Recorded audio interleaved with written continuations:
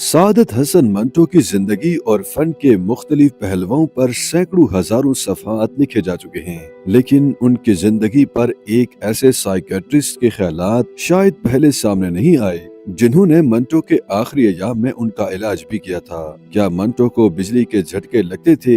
کیا وہ پاگل پن کا شکار تھے؟ ہسپتال میں ان کا رویہ کیا تھا؟ ان کا علاج کیسے کیا جاتا تھا؟ ڈاکٹر حسن منظر منٹو سے زیادہ طویل گفتگو کیوں نہیں کرتے تھے؟ منٹو نے کون کون سے افسانے کہاں سے سرقہ کیے؟ اس جیسے کئی اہم اور دلچسپ سوالوں کے جواب ہمیں حسن منظر صاحب نے فراہم کیے۔ انڈیپینڈنٹ اردو کے مصنف ڈاکٹر اسامہ بن زبیر جو کہ سائیکیٹرسٹ بھی ہیں، انہوں نے بتایا کہ ڈاکٹر حسن منظر کم گو ادبی حلقوں سے لا تعلق مگر 89 سال کی عمر میں بھی فعال اور نابغہ روزگار فکشن نگار۔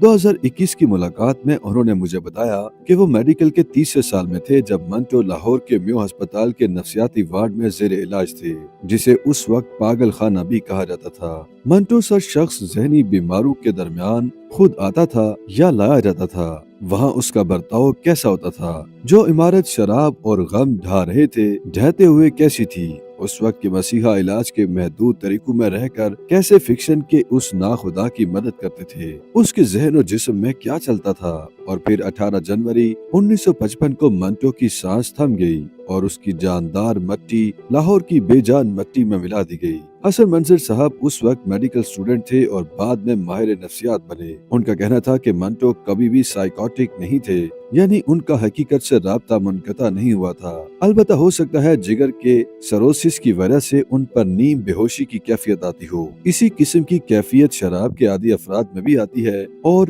ڈیلیریم ٹریمنٹس کہلاتی ہے۔ ڈاکٹر حسن منظر نے منٹو کے شراب زدہ دور کی ڈس انہیبیٹیشن یعنی رکاوٹیں توڑنے کا عمل کو بھی اچھے الفاظ میں یاد نہیں کیا۔ فرمایا ادیب پہ معاشرتی ذمہ داری بھی عائد ہوتی ہے۔ بڑے ادیب کو زیب نہیں دیتا کہ وہ معاشرے میں زو معنی جملے زبان زد عام کرائے۔ کچھ منٹو کی شخصیت اور کچھ مینوشی نے دماغ کی فرنٹل لوب کو متاثر کیا۔ ان کا دماغ تیل اور پانی کا فرق بھول گیا، سوچا ہوا ہر خیال بنا فلٹر کے اگلا جانے لگا۔ الکوہل کے بڑے مسائل میں سے ایک مسئلہ یہ بھی ہے، بہت پھینٹ چکا، پتا پھینک اور اس قسم کے جملوں کا منچلے نوجوان انتظار کرتے تھے۔ اسی کیفیت میں انہوں نے کردار کشی کی حد تک لوگوں کے بارے میں غلط باتیں بھی لکھی۔ انڈیپینڈنٹ اردو کے مصنف نے بتایا کہ ہم نے ڈاکٹر صاحب سے منٹو کی شخصیت اور طرز عمل کے بارے میں پوچھا۔ یادیں ان کے لاہور کے اولین دنوں سے شروع ہوئیں۔ کیمیکل کلر کا اوور کوٹ، سفید شلوار کرتے پر لکشمی چوک سے تانگے پر بیٹھتے تھے اور رائل پارک میں فلم والوں کے علاقے میں غائب ہو جاتے تھے۔ احمد راہی نے ڈاکٹر منظر کو بتایا کہ یہ منٹو ہیں اور بمبئی سے لاہور آ چکے ہیں۔ مرلی کی دھن اسی زمانے کا افسانہ ہے۔ نیا ادارہ بھاٹی گیٹ کے اندر مدیر کی کرسی پر منٹو براجمان ہوتے تھے اور رائٹنگ پیڈ پر لکھتے رہتے تھے، بیچ میں کچھ دیر کے لیے غائب بھی ہو جاتے تھے۔ ایسے ہی ان کی جان پہچان بڑھی۔ ایک روز معلوم ہوا کہ منٹو اب تانگے پر نہیں بلکہ ڈاکٹر پیرزادہ کے وارڈ میں ملیں گے۔ شراب نوشی نے ان کے جسم و دماغ پر قبضہ جما لیا تھا۔ زندگی موت کی جانب سرکنا شروع ہو گئی تھی۔ ہسپتال میں مسز منٹو کو جب ڈاکٹر منظر نے مرزا غالب کی زندگی پر بننے والی فلم دیکھنے کا بتایا تو وہ بولی کہ منٹو کہتے ہیں کہ امرتسر میں جب لگے گی تو میں خود دیکھنے جاؤں گا۔